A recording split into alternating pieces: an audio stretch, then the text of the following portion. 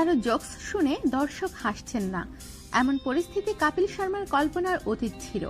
কিন্তু ঠিক সেই ঘটনাটিই নাকি ঘটল দ্য কপিল শর্মা শো এর শুটিংয়ে। সূত্রের খবর, এর জেরে নাকি শুটিং বন্ধ রাখেন তিনি। ঘটনাটি ঠিক কি? সূত্রের খবর, চ্যানেল কর্তৃপক্ষের সঙ্গে চুক্তির জেরে এই শো ছেড়ে বেরিয়ে যাওয়ার কথা এখনো আনুষ্ঠানিকভাবে জানাননি সুনীল গ্রোভার। কিন্তু তার শুটিংয়ে না থাকাটা বা অনস্ক্রিন সুনীলকে দেখতে না পাওয়াতে বিভিন্ন প্রতিক্রিয়া শুরু হয়েছে দর্শকের মনে। পাশাপাশি বেরিয়ে গিয়েছেন আলী আসগর, চন্দন প্রভাকর ও সুগন্ধা মিশ্রাও।